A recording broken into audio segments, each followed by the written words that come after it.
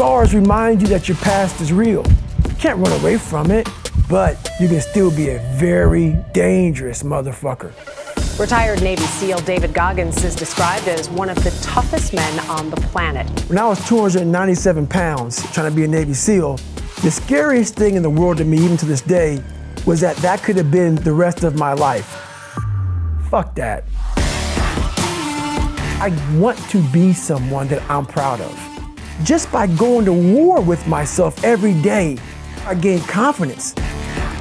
Like you go to work, you put your suit and tie on, I go into suffering every day. And that became my new norm. I gave myself no way out. If you can't control your own brain and your brain controls you, you're fucked. You gotta tell your brain where you wanna go and how you wanna go and how you wanna get there. Everybody thinks I'm Superman. I had to tell them the truth. My dad beat the hell out of me. I come from hell. Be born in that shit, man.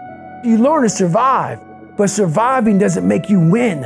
Surviving makes you a fucking cockroach. What is in us, we have no idea until we start trying hard. No one really finds themselves without going through suffering. Go to a dark place in your mind and figure out what the fuck you want to be. Find your purpose, and then you'll find the courage to start that journey.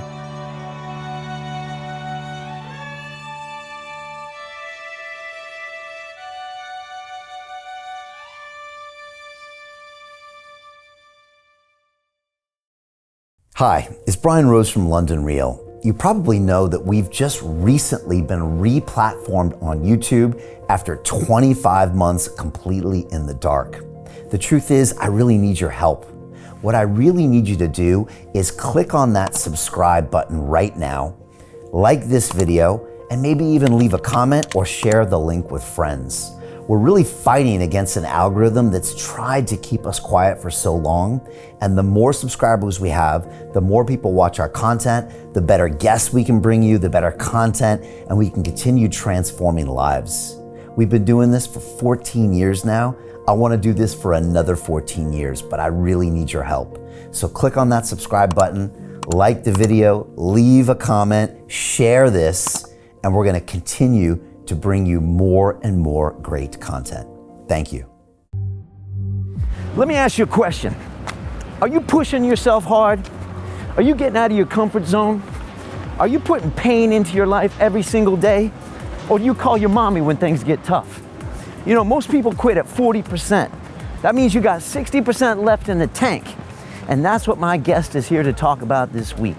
David Goggins, 3-time Navy SEAL, Army Ranger, holding the pull-up record, 4,000 pull-ups in 17 hours, a guy that ran over 203 miles. That's what I'm talking about. David Goggins is in the house.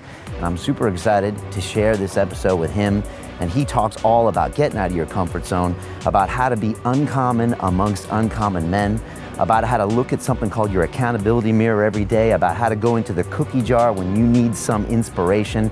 And that's just some of the knowledge that David Goggins drops today on the episode. I'll be honest, probably the most powerful guest that's ever sat in the London Real chair.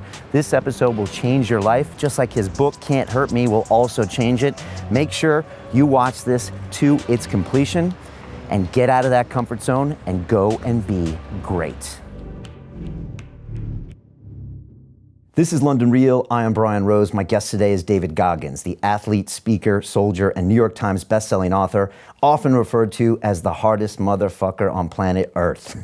You're the only member of the U.S. Armed Forces to have completed Navy SEAL training, U.S. Army Ranger School, and Air Force Tactical Air Controller training, and you've competed in more than 60 ultramarathons, triathlons, and ultra triathlons, running 101 miles in 19 hours, 203 miles in 48 hours, and breaking the world record for 4,030 pull-ups in just 17 hours.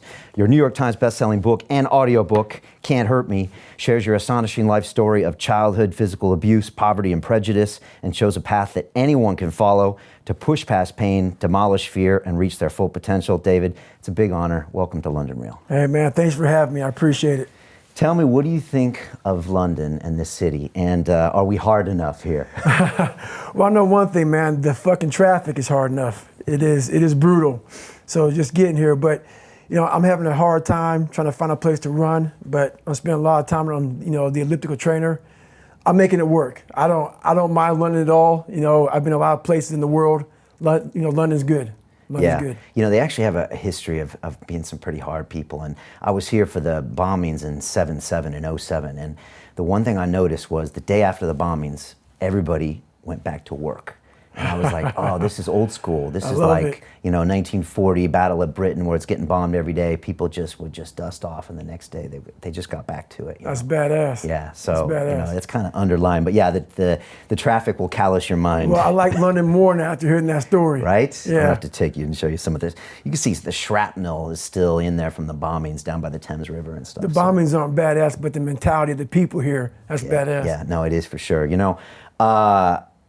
We've been watching you for about 2.5 years, man, so it's just great to have you here. And we've really been wanting to talk to you. And what I found has been interesting with you is watching you kind of change, because you seem to kind of change into a different person the last 2 years, 2.5 years, from when I first saw you on Rogan and Billy You and Rich Roll.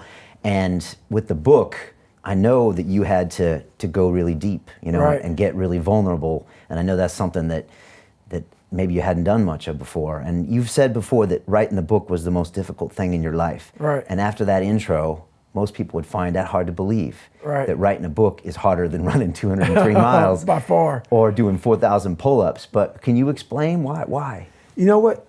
For me, in that book, so most of my life, people didn't know it. So, my mom got abused physically, mentally by my dad. And so I kept everything from her pretty much. So my childhood growing up, she was gone working 3 jobs. We lived in a $7 a month place for a lot of the time. And she had a hard way to go. Her soon-to-be husband got murdered, all that crap's in the book. So whenever I wanted to tell her something, it seemed like bad shit was always happening, not just to her, but to me also. But at a young age, I felt like I was the man of the house.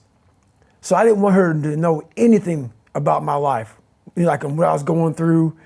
And I had a learning disability. I still have a learning disability. My dad beat the hell out of me.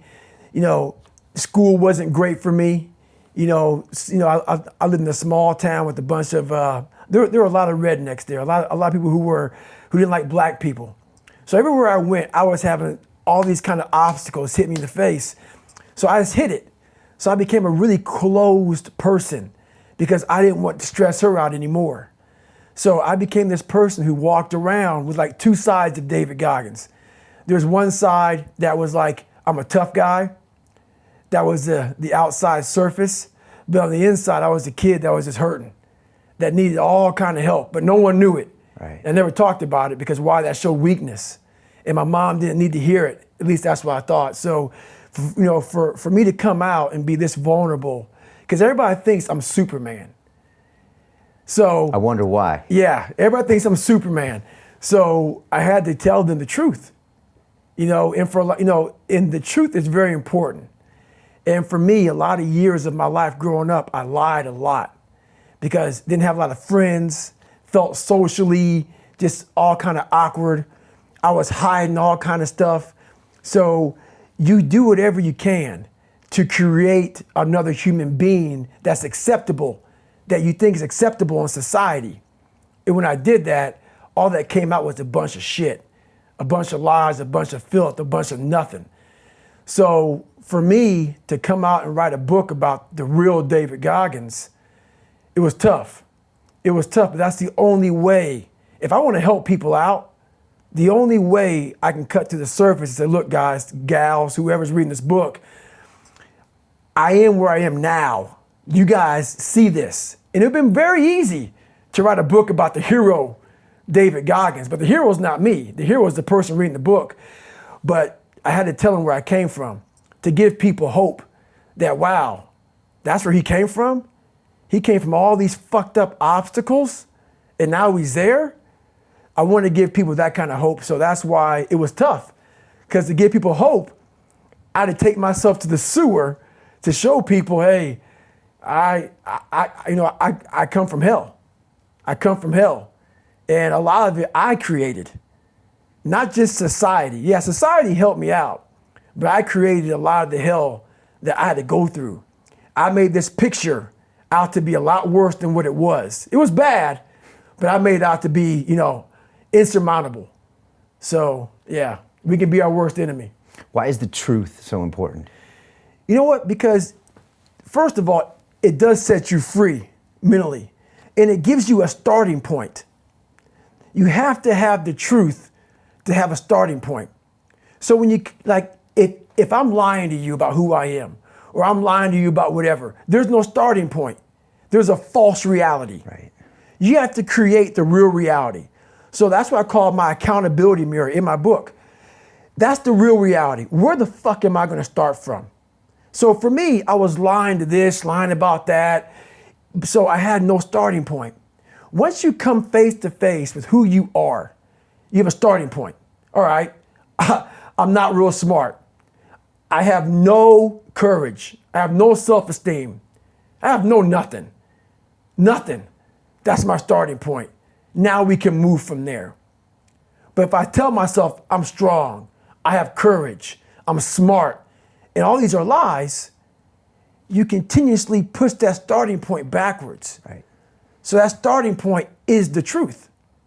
The no fucking bullshit truth that only you can tell yourself. So it's the starting point. The truth's the starting point. And most people are surrounded by people that don't tell them the truth. Right? No. Because it's too painful. It is. Especially nowadays in this society, we like to surround ourselves. It makes us feel so good. Those people who say it's okay. It's okay. It's not okay. It isn't okay, man. And I get it. Society's changing, and we love to feel wanted and loved. Trust me, that's all important. It is.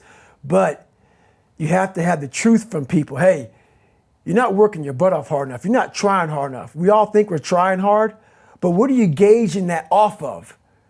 Are you gauging off of, like I talked to this one kid the other day, college is kicking my ass. I said, what are you gauging that off of? I go, are you trying? He goes, yeah, I'm trying my ass off. I'm studying hard. I go, what are you gauging trying hard off of? Well, in high school, I didn't have to try at all, and I made great grades. In college, I'm trying hard. You're trying hard compared to what you did in high school, which was it came easy to you. So your reality is something that you created off of something easy. So you trying hard is 2 hours of studying.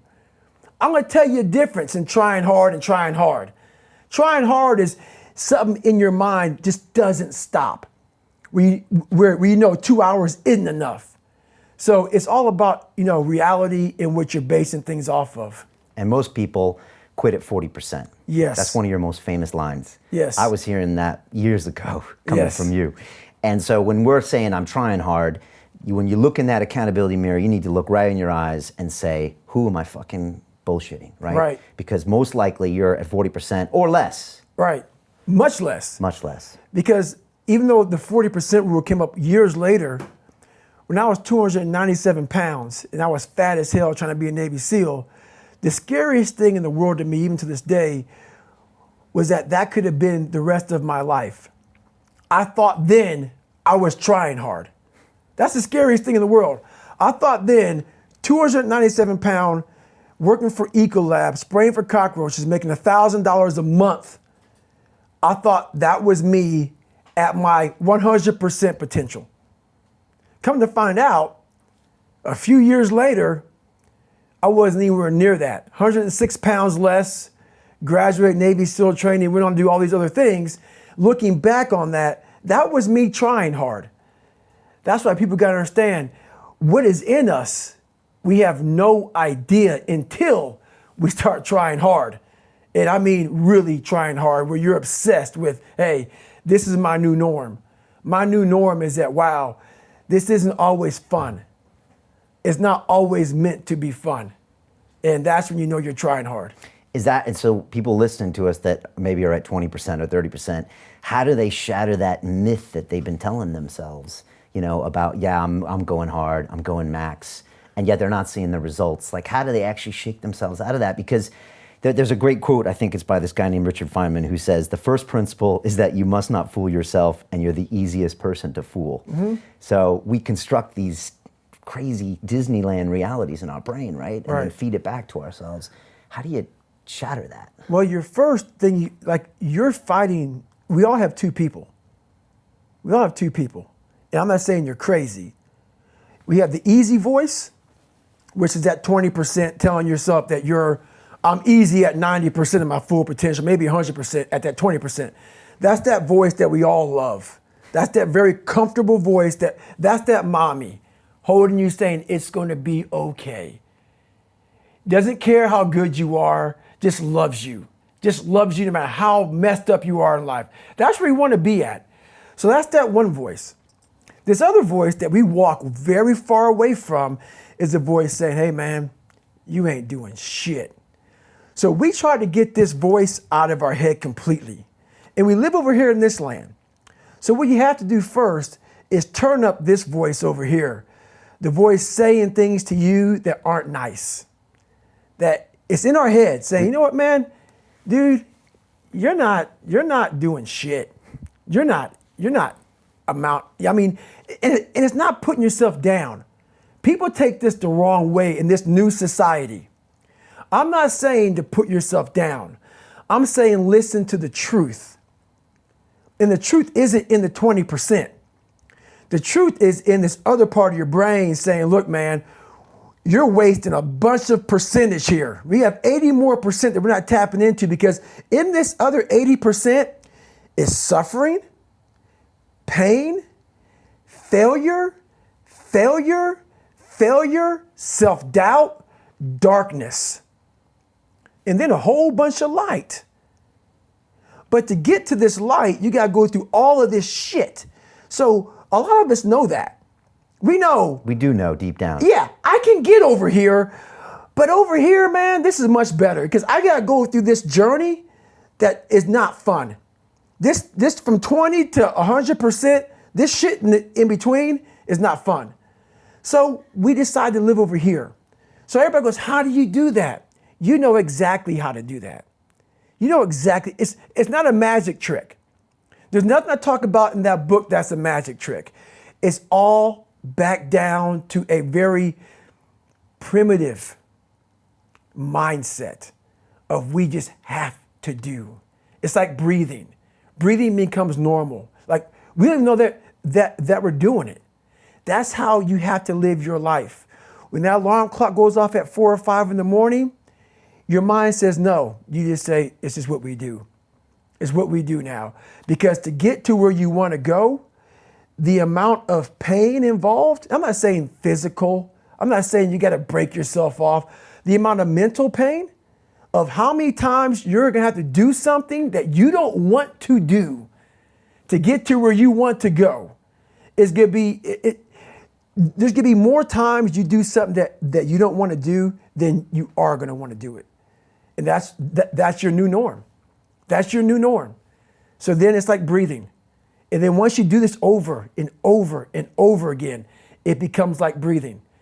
I don't want to live this lifestyle, but to get to the other side of this, I have to. So if you really want it, you realize what trying is and what trying is not. So. And is that all about just discomfort? The discomfort zone that you talk about, callousing the brain. Mm-hmm. Is it about anything that makes you uncomfortable, or are some things more effective than others? Anything, basically. It's about doing those things that you don't want to do. And once again, I have to say it very loud and clear. I'm not about being a masochist. But what I found when I was 297 pounds, so I'm not a guy that read a book and said, oh, they're the answers. The book, whoever buys this book, or even if you don't, I could care less. All this came from here. It came from me putting myself on the hot seat and then saying, okay, wow, okay, 297, this is where my mind was at. To get to 187, this is where my mind went to go through 3 hell weeks, to run 205 miles, to do 4,030 pull-ups. And I'm a natural born fat guy. Even though I was born 175, I gained 125 pounds. I was lazy. That's who I am. I'm a guy that likes to sit back, watch TV, and eat pizza. Like everybody. Like everybody. Like everybody. So I want to tell you right now. That's the mama voice. That's the mama voice. Here, put your feet up. I'm giving you some cookies That's and right. milk. Take it easy, right? That's right. And for a guy that never had that, like me, I love my mom, but she was working. All I crave is that mama voice. Please love David. Love David. That voice got me to 297 pounds. She used to cook for you, too. She used to cook for me. Matter of fact, in the book, I talk about it. When I got out of the military and I started gaining this weight a lot, my standard breakfast was 8 cinnamon rolls, like basically, I think 6 to 8 scrambled eggs, half a pound of bacon, Fruity Pebbles, Lucky Charms, whatever it may be. That was my standard breakfast. So that was your way of getting away from the pain in your brain. That was your vice. That was my vice. Now, for some people, it's alcohol or drugs or sex or shopping. For you, it was food. It was food and also being comfortable. Whatever I wanted, I did. And that's where I started seeing myself get further and further away from my true self. And your true self is found, honestly, in that very uncomfortable zone. But you couldn't take it anymore. You had an epiphany where you just said, I don't want to be this guy anymore. Do you ever think that if it hadn't have been that morning and that Navy SEAL thing hadn't have been on the Discovery Channel when you got home from work, that might have not flipped the switch and you'd be out there 350-pound David Goggins right now? The thing about it wasn't like it was an epiphany. I had this haunting voice in the back of my head. A lot of us have it. Yeah. We just ignore it. And it was there for years. So I knew in the back of my mind that I could pull off this whatever. Whatever I wanted, I knew I could. You knew you could. I knew that, but I was afraid of the work because I wasn't gifted with brains. I wasn't gifted with God-given talent as far as like athleticism. So I knew to get to where I had to go, to be on the same playing field as these men, to even try out for this program, I knew the work was going to be something that I didn't want to even attack. So I was just putting it off. But yet you did it. Because it haunted me.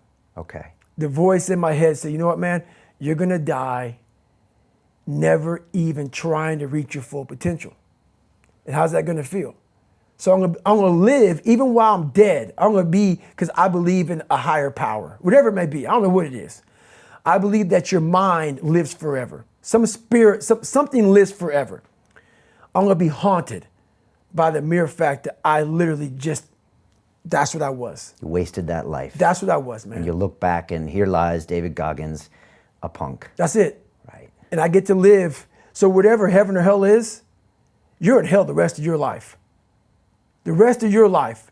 And if there is a God, which I hope to God there is, knowing what I put myself through now, whatever memories I have, if there's any at all, I'll be a happy man. But I knew that I was going to pay for this while I was living or while I was dead. I was going to pay for this. Because basically, to me, it was a huge sin. I'm basically just going to sit here and just be a comfortable man and not even try. Wasting your life is a sin, It's right? a sin. It is. I'm not even going to try. You said that the one thing that always bothered you was when you died someday, if you meet your maker, that he would pull out a list and say, no, no, no, no. You were supposed to be this badass motherfucker. Right. And instead, you turned into this cockroach slinging, Right. Fruity Pebble eating motherfucker. Yeah, so, and like you said, you almost have to live with that for eternity somehow. Right. So how I talk about it is basically, I visualize a lot. And so I visualize. You always have? Always have. Well, Okay. always have, but a lot of it was very disgusting. Okay. It was like, Visualize woe bad was stuff. me. Oh, okay. Woe was me. Which is worse. Yes. Just as bad. Yes. Just as powerful. But I developed a reality that wasn't real. That's the thing we always do. We can have a great life, but we always build this reality around the one thing we don't have. So therefore, our great life, we don't even see it. We see the one piece of clothing we weren't able to get versus the amazing things we have. So we focus on that. I was the king of focusing on the one bad thing in my life. The one bad person called me nigger. Everything bad, I focused on that. But over here was a beautiful reality of my life. Even though I came from nothing, where I could have taken my mind for the possibilities of where I can go if I work harder. That was all over here, but I lived in the filth over here. So basically, what I started doing was, when I was 297, I thought about, my God, man, like this could be my life. And I thought, okay, what does heaven look like? I don't know. No one does, I imagine. So I was like, okay, I imagine that there's a big long line and you got judgment and you're God. Let's say you're God and I'm just David Goggins. Big long line and you're talking to Jane Doe. Jane Doe goes by and behind you is a big whiteboard. And the whiteboard has like just a piece of paper and you pull it down. The next person in line is David Goggins. And on this board, it has all this stuff on it, but I can't see because I'm too far back in line. So I come up, I sit down now, you're talking to me. David, congratulations, you made it to heaven, how you feel? And right now I'm a 300-pound man, Ecolab guy, I'm 71 years old. This is what I'm thinking at 24 years old, okay? I'm dead, I'm in heaven, you're God. You pull the paper down, it says David Goggins. I'm reading it. And I'm looking at it, and it has my name, but on this paper, it says everything about you. Everything, because God knows all. And I'm looking at it, and I'm seeing 185 pounds, Navy SEAL, changed people's lives, all these amazing things. Public speaker, blah, blah, blah, blah, blah, motivational, all the best-selling book. I look at God and say, God, the name is right, but what's on here is not me. He goes, it should have been you. This was the life that you were supposed to live, but you didn't try. So this is the life that you have. So what I think to myself is, are you in heaven? Am I talking to God or am I talking to the devil? Because I'm in hell now to see that was supposed to be my life, but because I didn't try hard enough, because I didn't put forth every single bit of an ounce of pressure in my body into being better, they ended up being a 300-pound guy that made $1,000 a month, and I was fine there. That was okay. So that's how my mind works. It works that way to see, where is this going to take me? What's the possibility? So we're all in a battle with our own brains. That's all life. of us. That's all life is. It's the most powerful thing in the world, is your own brain. It can work for you or against you. And when did you start to realize that the visualization could work for you? And as opposed to focusing on all those bad things that happened, all the things you didn't have, the people that called you names, all the stuff in Brazil, Indiana, and you started thinking, wait a second, I just visualized this, and now I can take it to the next level, because the visualization got you through the SEAL training, I think. It did. And I was able to visualize the end. So when I was 297, and I was all fat and out of shape, and I couldn't run a quarter mile, and I was drinking milkshakes and eating boxes of donuts, I visualized, man, how would it feel? So after I watched that show on Discovery Channel, for a brief moment, there was 22 guys that graduated. I watched this segment on TV about these guys going through Navy SEAL training. And I couldn't even, I wasn't a great swimmer. I was afraid of the water, all this crap, man. And I saw these guys just quitting. But at the very end, it says 22 guys. This commanding officer's up there and he gives this great speech. I was like, man, I wonder. So I started visualizing me being the 23rd guy in these dress whites, sitting there with these guys, getting that Navy SEAL, graduating this Navy SEAL training. I was like, God. So I put myself there. I was like, man, that's an amazing feeling. I put myself there at 297, not even able to do anything that these great men were doing. I said, man, if I could feel that, that would change my life. If I could just feel that. It lasts for 1 second. You get that certificate, you walk across the stage, and what's next? But I didn't know that then. My mind wasn't, I thought I'd live in that moment forever. So I said, wow, man, if I could just feel like them. If I could feel like them. And what was that feeling you wanted so bad? Respect, accomplishment? No, victory. I wanted to win. Not like beat somebody else. It wasn't about that. I just wanted to go the distance. Everything in my life, when something got hard, I quit. If it was reading, that's where, I wasn't great at reading. I wasn't great at writing, so I just quit. I couldn't catch on as fast as you. I had to work harder than you, so I quit. I wasn't great at things, so I quit. I'm not good at this. Like, man, if I could just go that distance, that extra mile, to just go, just to finish, I want to finish. I want to feel victory. And victory for me wasn't winning, it was just finishing. So I said, you know what? If I could feel like these guys feel, it would change my life. But what I realized, the best feeling I had was when I was by myself trying to lose this weight. I had to lose it in literally less than 3 months. 106 pounds in less than 3 months. And literally, I started feeling victory just by putting myself in the battle. It wasn't about going to Navy SEAL training. It wasn't about being the 23rd guy in that chair. I started realizing, man, just by going to war with myself every day and putting these challenges and these goals and these obstacles, these insurmountable obstacles. So it wasn't about losing 106 pounds. Me losing 5 pounds was an accomplishment. Right. Me losing 10 pounds and then 50 pounds. And then the more I did this, the more I gained confidence. And then the more I gained confidence, the more I realized, fuck these Navy SEALs, man. These guys can't do what I'm doing right now. I had no coach, had no trainer, had no money. I didn't know how to lose weight. I had no knowledge of what I was doing. I was just working. I was just sacrificing. And then through that, all these different tools started coming up. But I would have never found these tools if I didn't put myself in a very uncomfortable place. We all look for toughness. We all want it, but we look for it in a comfortable environment. You will not find toughness in a comfortable environment. Those of you who are listening to this, whoever hear this, you will not find it. I was trying to look for it everywhere. The only way you find it is to drown yourself in a position where you're just out of sorts, where you can't swim and you're drowning. Where you're drowning. You're drowning in life. But you say, you know what, man? Fuck that. I'm gonna figure out how to fucking backstroke or fucking something. I'm gonna figure out how to, and then through figuring out all these tools, your mind starts to, when you quit, your mind does this. Because you're out. Once you say, I'm not gonna quit, this is the 40%. When you quit, your mind says, we're done. So it doesn't expand. There's no expansion when you quit. When you say, fuck you, this sucks, I'm drowning, I'm miserable, I'm suffering, I'm broken, but I'm not going anywhere. What happens to your mind is it does this.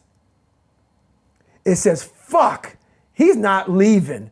So we gotta expand. We gotta grow. We gotta figure this fucking thing out. So then these compartments in your brain start to they have to work. They have to work. And then you start to engage parts of your mind that you never engaged before. But you can't engage it by sitting back in these nice chairs, drinking this nice water, talking to you, talking about what I want to do. That's where the 40% thing comes in. It comes in when you're in suffer mode and you say, I'm not going to quit. You're forcing your brain now to operate on a level it's not used to, but then it becomes used to it. Because it's telling you the whole time not to go there. Mm-hmm. It's structuring an entire narrative about your whole future life to make sure you never go there. That's right. But when you force it physically, it has to expand and adapt for pure survival reasons. It has to. And your brain is the most powerful weapon. I talk about that in one of these chapters. Your brain is the most powerful weapon in the world. Once you put away your phones and your computers and all that shit we have nowadays, yeah, it's great. We're up to date. But your brain is the only thing you have when you're going through depression, when you're going through hard times, when you're going through death, real life shit. You can't Google that shit, man. You're alone. You're alone. You may have a shrink you're going to, you may have a best friend you're going to, but there's 24 hours in the day where you're alone in this brain. And your brain is talking to you in all kinds of ways. And it wants to control you and pull you in these different pockets. If you can't control your own brain and your brain controls you, you're fucked. You got to tell your brain where you want to go and how you want to go and how you want to get there. You got to control it. If not, it's over. It's over. And all of that you learned from your own brain. You didn't Google this shit. No. You didn't buy books. It didn't exist. This shit didn't exist. I couldn't even fucking spell Google back then. This shit didn't exist, man.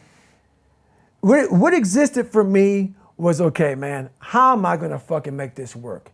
And all I knew back then was hard work. The only way anything gets accomplished. That's all I heard back in those days. You gotta work hard. You gotta work hard. I'm not getting I can't get this paragraph. I can't remember what the fuck's in this paragraph to pass this test to get in the military. Read it again. Still not getting it. Read it again. But if you're not getting it, write it out. And that's how I started learning. Okay, well, I gotta write out every fucking thing I do.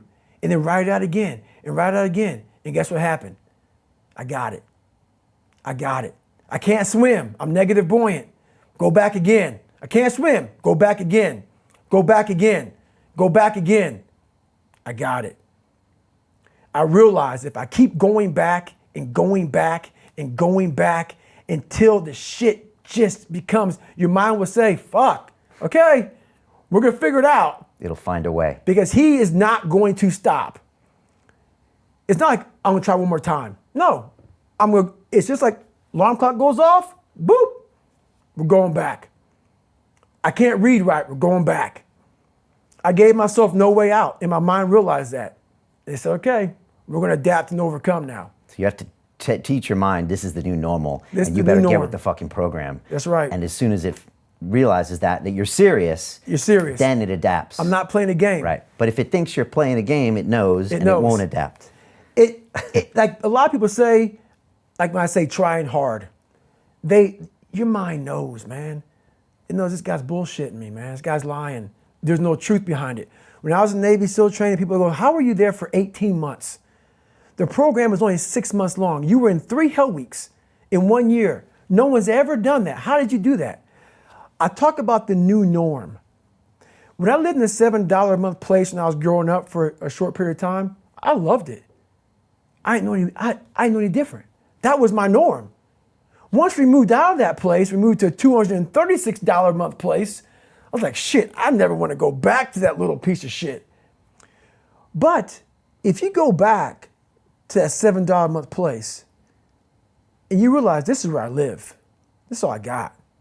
Your mind says, roger that, this is home. So when I was going through Navy SEAL training for 18 months and going back through all the hard parts over and over again, I told myself after the first time, I knew it was gonna be a long journey there. My body was breaking down. It was just how it was going on. I said, you know what, this is my new norm. So my mind said, it's like going to work. Like you go to work, you put your suit and tie on, I go into suffering every day. Every day suffering, being broken, duct taping my feet up, stress fractures, shin splints, being broken. This is my new norm. And your mind says, if we're not broken, this ain't normal. We gotta be broken. So then your mind starts to get tougher and tougher and more callous. People go, how did you run on broken feet? Broken shins. My mind knew this is how we operate. We're in Navy SEAL training. This is what we are. I became hell. And that became my new norm. I gave myself no way out. There was nothing outside these walls of hell. Nothing. I love God, but for a short period of time, I became the devil because that was hell. I became the boss, the owner, the CEO of Navy SEAL training. That was my mindset. And that's how you get through things. You immerse yourself in wherever it is, and you become that. You become that and give yourself no way out. What's that like in the moment? Is it hell, or do you get some kind of a weird neutral point where you're just in the moment being this guy, breathing and feeling the pain? What is that like? The scariest thing in the world about that, and I have to always tell you this, man, because people hear my story and think this guy is sadistic. I realize how the brain works. I figured out how the brain works. I'm a scared kid, and that's what gives me so much power. I had no foundation, and I built this off of just researching the mind. The feeling you get is basically invincibility. You realize that you can't do it all the time. When you need to do it, I know I can go to a place that I can live in. And when you know that you can run on broken legs and you can do certain things that a lot of people can do, but they're not willing to do, this power, this sympathetic nervous system of fight or flight, and you're fighting. It gives you this charge of energy of when you're sitting there at 3:30, 4 o'clock in the morning and you're duct taping your feet up because they're broken, and you're doing it by yourself, and you're going through arguably one of the hardest training in the world. And these guys, most of them are healthy, and you're going through it broken, and you're already at a disadvantage, but you're still there. You can feed into that and tap into that for a lot of power. But if you look at it, well, I'm broken, man. Like, I'm not gonna make it. But if you look at it as, man, I'm broken and I'm still here. And I'm fighting, and I'm gonna find a way to get through this because I have no other place to go. It gives you a lot of power. And it's not rage. You were pretty clear at saying you can't get through that with anger. No. Anger won't get you very far. I thought it would. But what happens is, not just in SEAL training, but in life in general, when things start to suck really, really bad, my brain and a lot of people's brain, they don't go to the people that called you nigger or your dad beating you up. Your brain says, we gotta get the fuck out of here. This is miserable. So anger goes away a lot of times when you're suffering because your brain just says, we gotta run, right. We gotta go. So that anger is not popping up saying, oh, I'm gonna show them. I'm gonna show those people. No, there has to be a much deeper, and when I say deeper, it has to be down to mineral soil. It has to be down to that nice mineral soil where nothing can burn. You can't burn dirt. So it has to be down that low that literally is something in you that's at the core of your soul. But you don't find it unless you spend a lot of time with what you want to be in life. I can't give that to you. Right. You can't give it to somebody. When you find your true passion in life, and my passion for me was like, oh, I want to be, I don't give a fuck about Navy SEALs, Army, I don't give a shit. I want to serve my country. I want to be someone that I'm proud of. You're proud of. That's all that matters for you. I'm proud of. Nobody else matters, No, right? I don't give a shit. I don't give a shit. That I want to look at myself in the mirror because I was so disappointed. That accountability mirror I talk about, I was so disappointed in what I saw every fucking day. I wanted everybody to love David Goggins. And a lot of people did. I didn't love myself. But I knew a lot of us want to find peace first. So people say, man, you always talk about this suffering and pain and shit. I'm at peace right now because I went through that. Right. You don't find peace first. If you do, Merry Christmas. More power to you. More power to you. I found peace on the opposite end of finding myself. And no one really finds themselves without going through trials, tribulations, suffering, accountability. And accountability is suffering. Being accountable every fucking day for doing right for yourself, for the people next to you, it's miserable. It's hard. That is suffering in miserable. disguise, right? It's Suffering. miserable. So, even the smallest details. So that's where it comes. Once you start finding that you're excelling and you're visualizing this future and you're having this success, you use this phrase called uncommon amongst uncommon, to where you're like, as you said earlier, fuck these Navy SEALs. They're not these robots, these supermen I thought they were. Right. Maybe I can be better. Maybe I can do more. Tell me about that, because that's a transition. It is a transition. So when you come from where I came from, there's a lot of power. So the power comes from when you think that, my God, everybody's above you.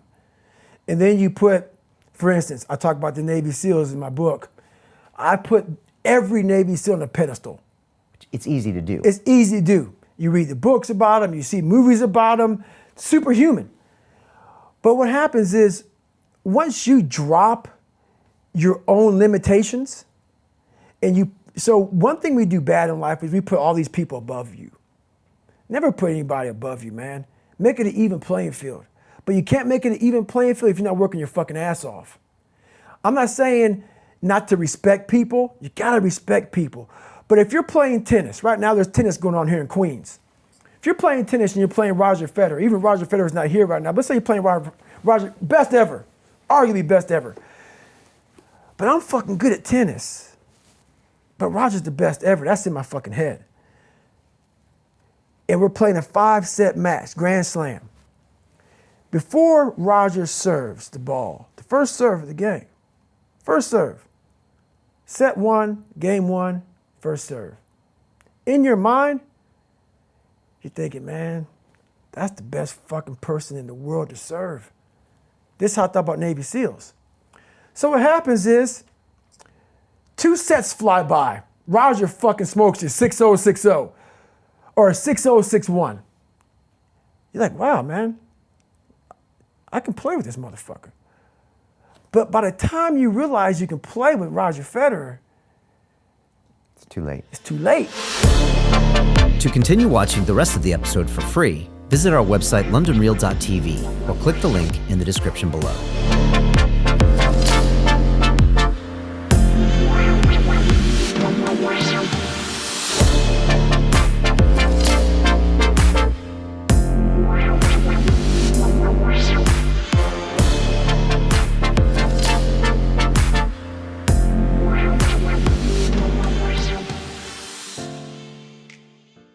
Most people will never see this opportunity. Dubai luxury transformation projects have historically delivered 40 to 90% annual returns. That is incredible. These were once reserved only for insiders with access. I spent 15 years on Wall Street and I learned this: the biggest returns always go to the people who get the call first. Now, you finally can. We've just received a brand new project with major upside potential. Allocations move fast. Click the link, apply now, and speak to my team. This is your chance to see what others never will.